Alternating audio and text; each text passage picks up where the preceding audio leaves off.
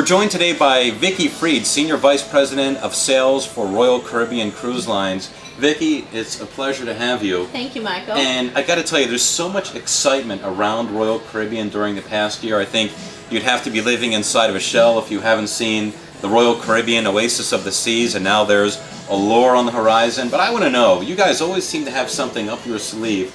What's headed our way? What can cruisers expect for 2011?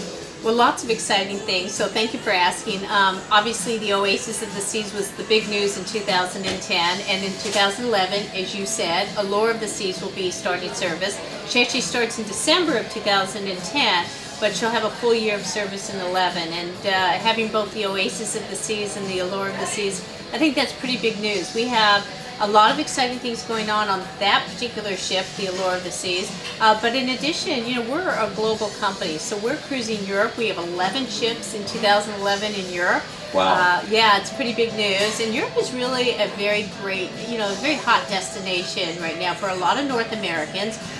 Because it's the most affordable way to see Europe. So if you're thinking about going to Europe, cruise with Royal Caribbean. But we're also cruising worldwide. We're in Australia, New Zealand, we're in Dubai, we're everywhere. So we're a global company. Wow, and you mentioned Allure, and we talked about Oasis. Now, Allure and Oasis, of course, they're sister ships. So what is the difference? Are there any significant differences that we can expect to see between the Allure and the Oasis?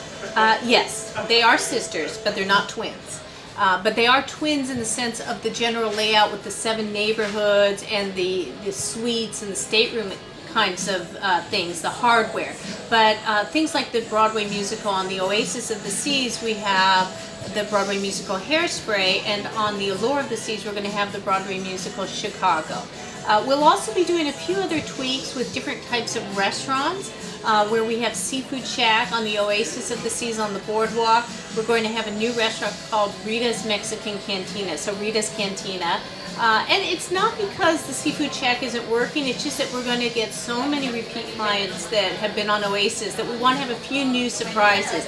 We'll also have a new Argentinian steakhouse, and that will be served at night, just the steakhouse menu, and so that's going to be new. And just we have a new shop on board, the guest shop. We have a coach shop on Oasis. We will also have shopping. We'll also have the coach shop on Oasis of the Seas, but we will now have a guest shop. And our clientele, they do like to shop, and they do like to see different things on the ship. So we're very excited about that. Now, I keep hearing a lot about Shrek. Why am I hearing a lot about Shrek? What's the significance of that? Are you wearing green because of that? I am. We have a new partnership with DreamWorks. We're very excited to be working with them. We will be really launching this on the Allure of the Seas, and then we will take certain elements of the new DreamWorks relationship and put it on Oasis of the Seas, Freedom of the Seas, and Liberty of the Seas. And basically what it is we're going to have all the characters on board. So for the family market, which, we really are the largest family cruise line, we will have the characters. We'll have a character breakfast. We're not charging for that. We'll also have the character parades. We'll even incorporate on the Allure of the Seas an ice show. It's going to be a matinee for the families, but we have the ice arenas on our ships, and we'll have an ice show with Shrek and Fiona and Madagascar and all the characters, and then we'll even have an aqua theater show. Yeah, and I think it's really great that you're not charging for those character breakfasts, because I know from amusement parks and other venues where they do have those characters, oftentimes there's a rather appreciable fee to take part in those breakfasts, and the children, I'm sure, are just going to love it. Now, you mentioned Hairspray, and of course Hairspray takes place in Baltimore. That's right. That's right, and we are so proud in Baltimore to have the Enchantment of the Seas, and of course Enchantment received a wonderful refurbishment several years ago. And that makes me wonder, are we going to be seeing more refurbishments from Royal Caribbean for some of the existing ships? Yes, we're a company that believes in staying ahead of the curve. So we don't refurbish at the point where it's desperately needed. We maintain our vessels beautifully, and so we are very proactive. And this year we are going to have 2 ships that will go into a revitamin.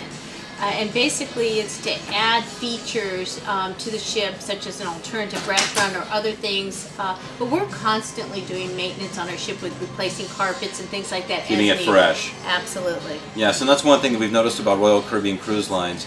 On all of the ships, Royal Caribbean, they are very, very well kept ships and very clean. Well, it sounds like we've got a lot of exciting things in store for cruisers coming in 2011 and beyond. Appreciate having you here. Thank you, Michael. Thank you.